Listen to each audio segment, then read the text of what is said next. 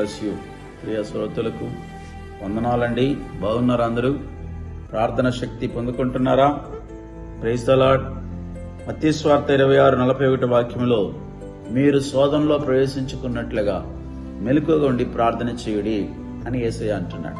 ప్రియులారా, మరి అక్కడ జరిగిన పరిస్థితి మనందరూ తెలుసు. గెత్సేమనే తోటలో పేతురు, యాకోబు, యోహాను వెంట పెట్టుకుని పోయి ఆయన ప్రార్థన చేయడం మొదలుపెట్టితే ప్రార్థన ప్రభు అయిన యేసుక్రీస్తు ఆయన కూర్చొని ప్రార్థన చేస్తూ తండ్రితో మాట్లాడుతున్నాడు. తండ్రి, ఈ పాత్ర నా యొద్ద నుండి తొలగించబడాలని చిత్తమైతే తొలగించు, లేనట్లయితే అలాగని కానిమ్మంటున్నాడు.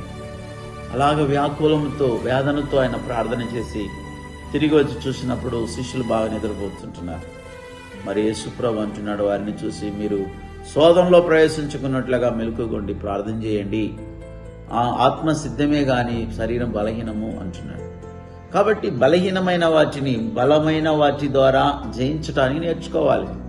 అంటే పరిశుద్ధాత్మలో ఏ వ్యక్తి అయితే ఆత్మీయ జీవితంలో తన జీవితాన్ని కట్టుకుంటారో వాళ్ళు శక్తిమంతులై ఉంటారు.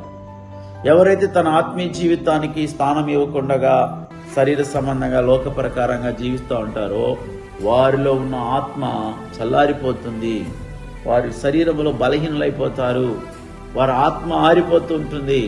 వాళ్ళ ఆత్మలో బలహీనం అయిపో ఉంటుంది. కాబట్టి దేవుడు చెప్పి ఉంటున్నాడు, పరిశుద్ధాత్మ మీద ఒకరు శక్తి పొందుకుంటారని. అందువలన మరి ఇక్కడ దేవుని వాక్యం అంటున్నది, మరి దేవుని యొక్క సన్నిధిలో మెలకువ కలిగి ప్రార్థన చేయమంటున్నాడు. ఎప్పుడైతే మీరు మెలకువ కలిగి ప్రార్థన చేస్తారో ఆ సమయంలో మీరు శోధన మీ జీవితంలో రాకుండా దేవుడు కాపాడుతాడు.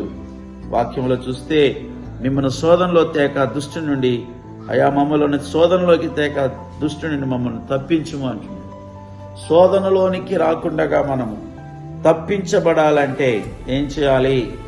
ప్రియులారా, మనము యేసుక్రీస్తు ప్రభు దగ్గర శిష్యులు ప్రార్థన చేయడానికి నేర్పించమన్నారు. దేవుని స్తోత్రాలు. కాబట్టి దుష్టుని చేతిలో నుండి మనం తప్పించబడడానికి ప్రార్థన చేయాలి. సాతానుడే శోధన తీసుకొస్తాడు.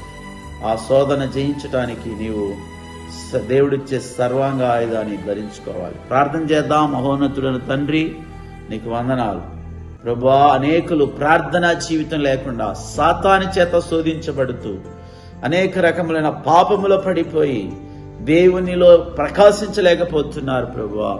ఈ ప్రార్థన శక్తి కార్యక్రమాన్ని వింటున్న ప్రతి ఒక్కరు చూస్తున్నవారు నైనా ప్రార్థన శక్తి పొంది శోధనలోనికి, సాతాను యొక్క శోధనలో పడిపోకుండా నీ ప్రియ శ్రోతలను మీరు కాపాడమని యేసు నామములో ప్రార్థిస్తున్నాను తండ్రి. ఆమేన్. ఆమేన్. God bless you.